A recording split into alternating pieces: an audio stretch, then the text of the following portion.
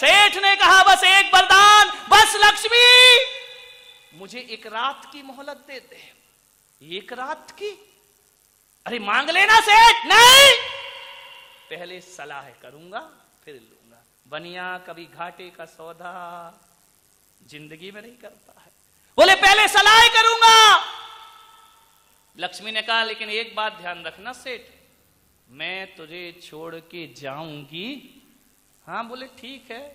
सुबह उठा सेठ, बनियों से सावधान रहो मेरे भाई, ध्यान रखिए। एक बनिया था, शिव जी की पूजा कर रहा था। अब पूजा करते करते क्या हुआ, शिव जी प्रकट हो गए। वैसे बनियों पे भगवान बहुत कम खुश होते हैं, लेकिन हो गए तो हो गए। शिव भी भोले बाबा, उनने कहा यार चलो बनिया है, ले मान वरदान बनिया। बनिया ने कहा वरदान? बोले हाँ। बोले तुम कौन हो? बोले मैं महादेव, मैं भोलेनाथ। बोले पक्का बताओ। अरे उन्होंने कहा तेरे जैसा बेईमान थोड़ी हूं भाई, भगवान हूं तो हूं, प्रकट हो गया, मांग ले वरदान। बोले पहले बताओ सही में दोगे या नहीं दोगे? अरे बोले बेईमान, तू कह के मुकर जाए लेकिन मैं नहीं मुकरूंगा, मांग वरदान। लेकिन एक वरदान मांगना बनिया, तू लोभी है, तू एक से तृप्त नहीं होता, एक ही वरदान मांगना। उसने कहा ठीक है एक वरदान मांगूंगा। तो बोले मांग ले।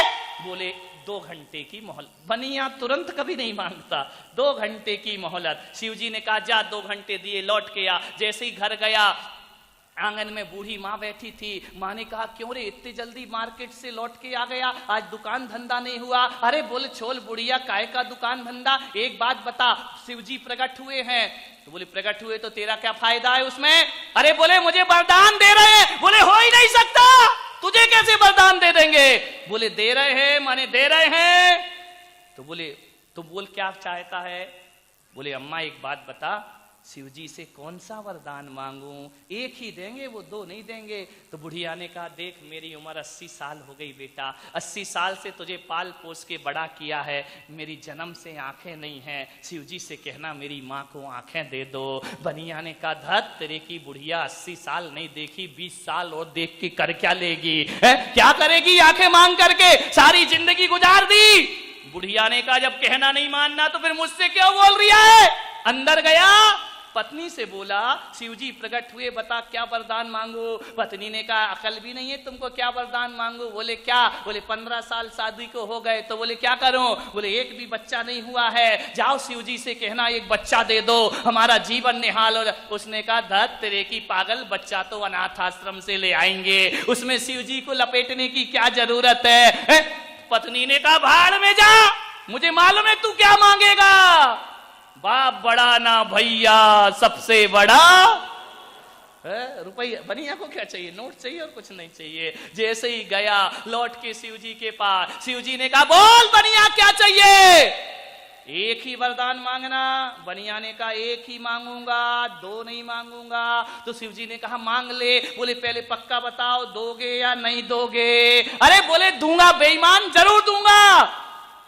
तो बोले फिर तैयार हो जाओ शिव जी, दे दो मुझे वरदान। बोले मांग। बोले बस मुझे एक ही वरदान दे दो महादेव, भोलेनाथ एक वरदान दे दो, मेरी माँ अपने पोते को सोने की थाली में खाना खाते देखे। ऐसी बातें आपको डायरेक्ट समझ में आएंगी। मेरी माँ अपने पोते को सोने की थाली में। बनियों से बच के रहो, ये भगवान को नहीं छोड़ते, तुम्हें कहां से छोड़ देंगे, ध्यान रखिए।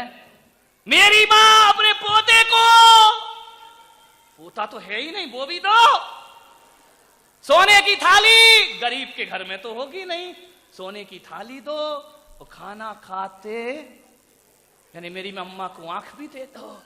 एक में ही 12 न्यारा हो गया। बनियों से तो बहुत संभल के रहो, ध्यान रखिए। दिक्कत इसी बात की है कि हम लोग छोटी जीत को बहुत बड़ी जीत समझा करते हैं। क्या होगा किसी से बहस करने में जीत गए, ये बहुत बड़ी जीत नहीं होती है।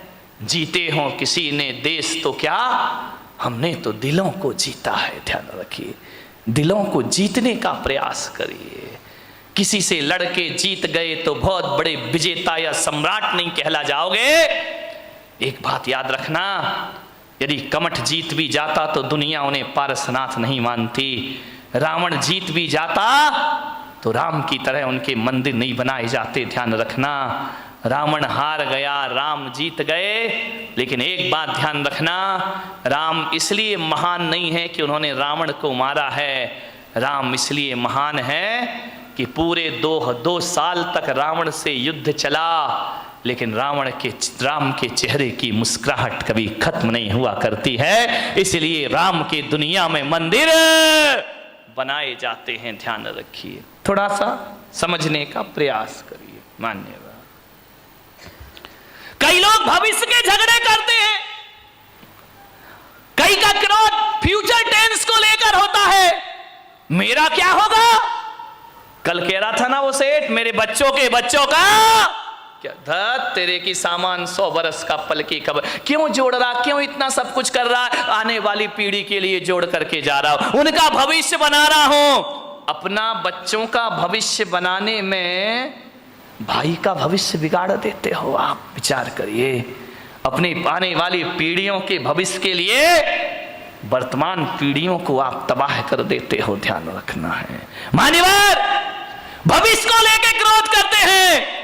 एक मुल्ला नसरुद्दीन था, वो बंबई जा रहा था, पूना से, यहां से तुम्हारी बारामती से बंबई जा रहा था। बेटा स्कूल से आया, जैसे ही स्कूल से बेटा आया उसने बैग रखा, मुल्ला ने तड़ा तड़ 10-20 चांटे जमा दिए उसके गाल में। पत्नी बोली, यार तुम्हारा दिमाग खराब हो गया है, बच्चा अभी स्कूल से आया है और तुमने इसको 10 चांटे लगा दिए। अरे मुल्ला ने कहा, तू चुप खड़ी रह, तू बीच में मत बोल। अरे तो बोले, तू मार काय को रिया है? बोले, मैं बंबई जा रहा हूं इसलिए इसकी पिटाई कर रहा हूं। अरे यार ये कोई बात है कि तुम बंबई जा रहे हो, बच्चे की पिटाई कर रहे हो? अरे बोले, मार लेने दे आज इसको जी भर के। अरे बोले, तू कैसा बाप है भाई? एक बाप बच्चे से दूर जाता है तो गले लगाता है, प्यार करता है, और तू इसकी पिटाई कर रहा। मुल्ला ने कहा, आज इसे जी भर के पीट लेने दे, मैं बंबई जा रहा हूं, महीने भर लौट के नहीं आऊंगा, आज इसे पिटाई करके जाऊंगा। अरे पत्नी ने कहा कि यार मार क्यों रहा है? बोले, तू नहीं समझेगी, मार इसलिए रहा हूं कि अब मैं महीना भर तो घर आऊंगा नहीं, परसों इसका रिजल्ट आने वाला है और मुझे मालूम है फेल होगा, और जब मैं यहां नहीं रहूंगा तो इसे मारेगा कौन? तेरे की आदमी। फिजूल की बातों के झगड़े हमारे घरों में हुआ करते हैं। जिठानी लड़ती है, पति समझाता है कि झगड़ा मत कर, तुम कुछ नहीं समझते हो, तुम्हें अपने बच्चों का भविष्य दिखाई नहीं दिया करता है, भविष्य को लेके झगड़े कर रहे हो। एक बात ध्यान रखिए, न भूत को स्मरण करो, न भविष्य की चिंता करो, वर्तमान में जियो और वर्धमान बन करके खड़े हो जाइए, आपके जीवन की समस्याओं का हल हो जाएगा। सामने वाला यदि क्रोध करे तो हम क्या करें मालूम है? जब हम लोग बचपन में थे तो साइकिल चलाना सीखते थे। हमारे घर कोई भी आ जाए, वो घर में बात कर रहा, अपन उसकी साइकिल लेके भाग जाते थे।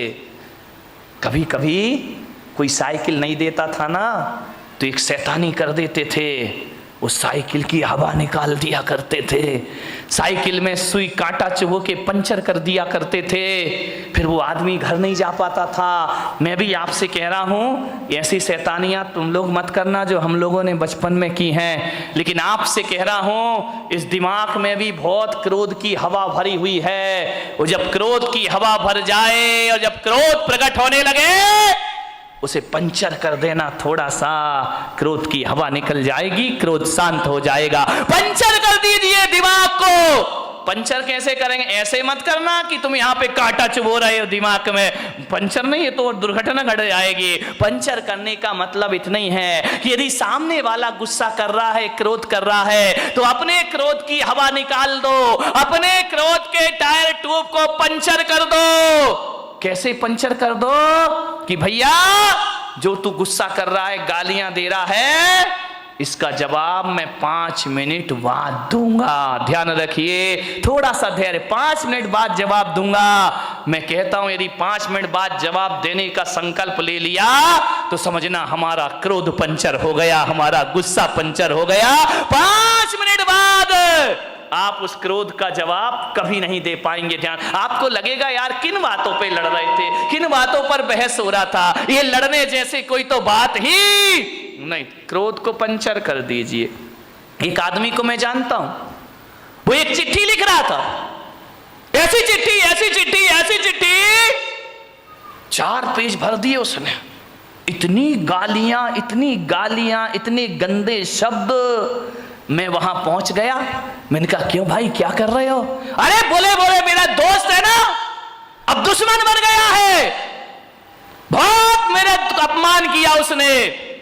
मैं चिट्ठी लिख रहा हूं, हजारों गालियां उसने चिट्ठी में लिख दी। तेरा सत्यानाश हो, तू बर्बाद हो, तू धोखेबाज है। लालू चिल्ला रहा ना नीतीश को कि तू धोखेबाज है, तू धोखेबाज है, तूने धोखा दिया, गठबंधन तोड़ा, 1000 गालियां। ध्यान, चिल्लाते रहो, अभी तो सारी दुनिया में मोदी ही मोदी चल रहा है, ध्यान रखिए। 1000 गालियां लिखी उसने। बोले मैं इसको पोस्ट करने जा रहा हूं, उसके पास पहुंचेगी ये चिट्ठी। मैंने कहा एक काम कर मेरे भाई। बोले क्या? मैंने कहा एक काम कर, ये चिट्ठी तूने लिख दी? बोले लिख दी। मैंने कहा इसको आज नहीं कल पोस्ट ऑफिस में डालना, लेटर बॉक्स में डालना। बोले नहीं मैं तो आज ही डालूंगा। मैंने कहा नहीं तो कल डालना। तो बोले कि इससे क्या हो जाएगा महाराज, मेरा क्रोध ठंडा हो जाएगा। मैंने कहा बिल्कुल ठंडा हो जाएगा, तू हो या ना हो ये चिट्ठी तू कल डालना।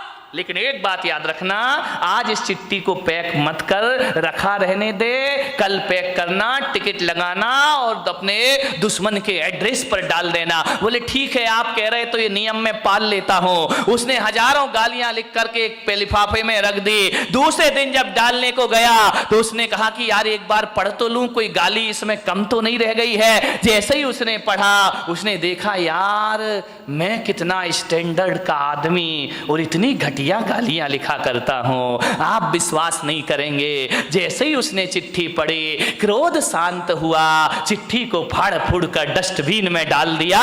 बोले जवाब देने से कोई मतलब। ध्यान रखना, क्रोध तात्कालिक पागलपन है। जब ये पागलपन पैदा होता है तो एक बात याद रखना, क्रोध तात्कालिक पागलपन की निशानी है। जब आदमी क्रोध में होता है तो पागलों जैसी हरकतें प्रारंभ कर दिया करता है। लेकिन एक बात ध्यान रखना, ये ऐसा पागलपन है जो जब पागलपन ये दूर होता है ना तो पश्चाताप दे करके जाता है हमारी जिंदगी को।